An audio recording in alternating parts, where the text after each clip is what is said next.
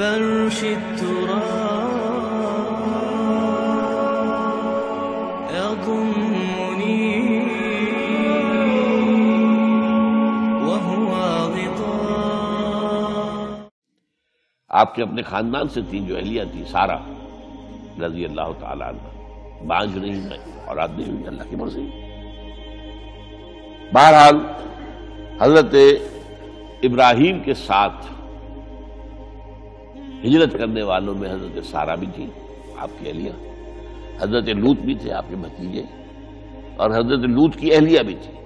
یہ اہلیہ جو ہے لوط کی یہ مومنہ تھی، یہ ساتھ انہوں نے ہجرت کی.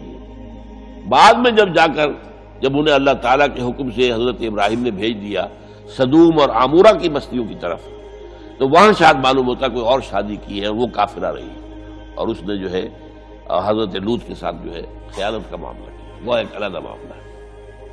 بہرحال اس وقت جو دعا کی رب ہب لی من الصالحین، اس کے جواب میں اللہ نے فوراً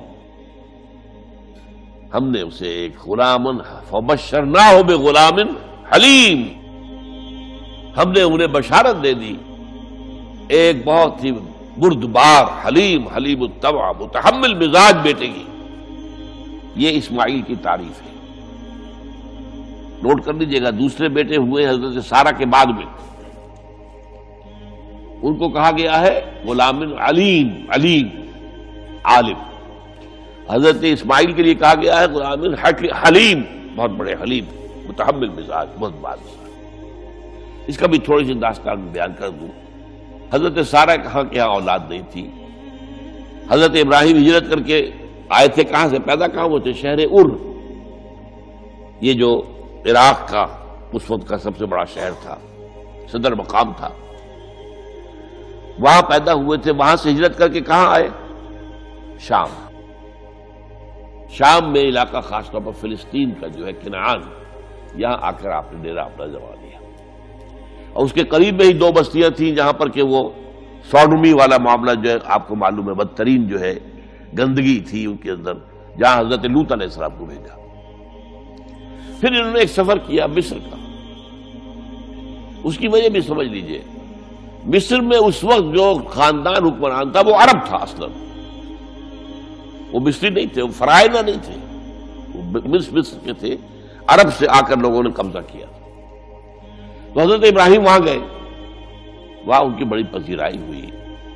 ایک حادثہ سا بھی ہوا کہ یہ اندیشہ تھا کہ کہیں حضرت سارہ بہت خوبصورت تھی، تو کوئی بادشاہ جو ہے، وہ بادشاہوں کے اپنے انداز ہوتے ہیں، تو کوئی جو ہے کوئی غلط حرکت نہ کرے. تو کہا کہ سارہ سے کہا کہ میں جب یہ مجھ سے پوچھے گا یہ کون ہے تو میں کہہ دوں گا میری بہن ہے.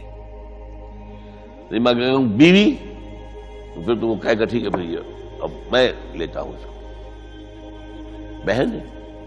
بہرحال اس میں جو بھی ہوا اللہ تعالیٰ نے حضرت سارہ کی عزت بھی بچائی. وہ معجزہ دیکھا حضرت ابراہیم کی طرف سے جو اللہ نے پیش کیا، جیسے حضرت سارہ کو مصر کے بادشاہ کی اس غلط نیت سے بچائے رکھا. پھر اس شخص نے جو ہے اپنی بیٹی ہاجرہ یہ خدمت میں پیش کی. یہ ہاجرہ کنیز نہیں تھی، یہ اصل میں یہودیوں نے مشہور کر دیا ہے. یہودی کہتے ہیں کہ اصل بیوی تو تھی حضرت سارہ، اور سارہ کے ہاں اولاد بعد میں ہوئی ہے، وہ ہے اسحاق کے بیٹے ہیں یعقوب کی اولاد ہم ہیں. تو اصل تو ابراہیم کی اولاد ہم ہیں. ہاجرہ جو ہے تو کنیز تھی، لوڈی تھی، لہذا اس کی وہ عزت ہی نہیں. اسماعیل تو وہ عزت ہی نہیں، اسماعیل کا وہ مقام ہی نہیں.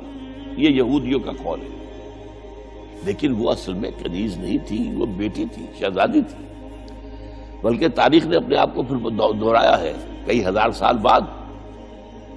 حضور نے صلح حدیبیہ کے بعد جب خطوط لکھے ہیں دعوتی بادشاہوں کے نام، شہنشاہ ایران، شہنشاہ روم، مقوقس مصر، نجاشی حبشہ، خطوط لکھے، تو مقوقس جو ایک طرح کا بادشاہ تھا، پیٹریارک تھا، جو الیگزینڈریا کا، اس نے اکرام کیا حضور کے جو سفیر تھا، ان کا بڑی عزت کی، احترام کیا. اور پھر حضور کی خدمت میں دو جو ہے خواتین کو بھی بھیجا. اب اس زمانے میں یہی رواج دنیا کے اندر چلتے تھے. اور یہ گھوڑا بھیجا، دلدل، وہ جو حضور صلی اللہ علیہ وسلم کا بہترین گھوڑا تھا. تو انہی میں سے ایک کنیز جو ہے ان سے حضور نے نکاح کیا، ماریہ قبطیہ. اور ماریہ قبطیہ سے اللہ نے اولاد دی حضور کو عمر کے آخری درجے میں. حضرت ابراہیم نام رکھا ان کا. روڈ کی سائیکل ہو رہا ہے. ابراہیم گئے تھے مصر، وہاں سے ہاجرہ آئی اور اس سے اسماعیل ہوئے، اسماعیل سے یہ ساری نسل چلی، محمد پیدا ہوئے. محمد کے نکاح میں پھر مصر سے آئی ہوئی ایک خاتون آئی ہے ماریہ قبطیہ، ان سے جو پیدا ہوئے ان کا نام ابراہیم رکھا. تو یہ گویا کہ یہ ایک عجیب سائیکل ہے.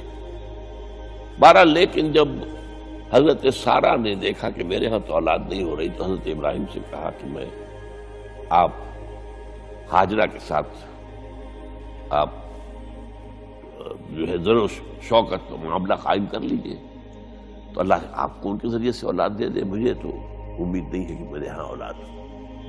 تو اس پر حضرت ابراہیم نے ان کے ساتھ وہ رشتہ قائم کیا اور اللہ نے اسماعیل جیسا بیٹا دے دیا. اب اللہ تعالیٰ نے حکم دیا ہاجرہ اور اپنے اس بیٹے کو لے جاؤ اور جاؤ وہاں بواد غیر ذی زرع،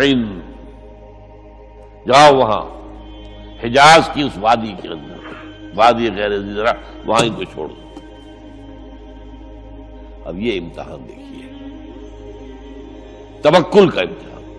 حضرت ابراہیم لے آئے، کوئی متنفس نہیں، کوئی گھاس تک پیدا نہیں ہو رہی. کوئی درخت کا ہونا تو اور بڑی بات ہے کہ کہیں کھجور کا درخت ہو یا کوئی اور درخت نہیں. پانی نہیں، پانی کا ایک مشکیزہ تھا ابراہیم کے پاس، وہ چھوڑ دیا. کچھ کھجوریں تھی وہ دے دی اور چلے. ہاجرہ پوچھتی ہے ہمیں کس کے بعد سارے چھوڑ کے کھا رہے ہیں؟ کہنے لگے اللہ کے. یہ ہے توکل، اللہ کا حکم ہے. دعائیں مانگ مانگ کر رب ہب لی من الصالحین فبشرناہ بغلام حلیم.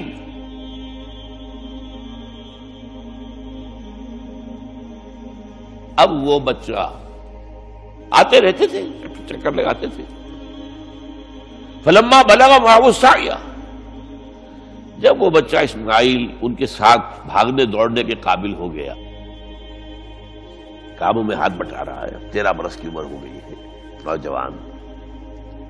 اب اندازہ کیجئے 100 برس کی عمر، بوڑھا آدمی، اولاد اب تک ہوئی نہیں تھی. ایک اولاد مانگ مانگ کر دعا سے اللہ سے لی ہے. اب آخری امتحان آتا ہے، اس سے آگے کوئی امتحان نہیں. اس بوڑھے شخص کی نخل تمنا ہری ہو رہی تھی اپنے بیٹے کو دیکھ کر. فلما بلغ معه السعی قال یا بنی انی اری فی المنام انی اذبحک فانظر ماذا تری. کہتے ہیں حضرت ابراہیم بیٹے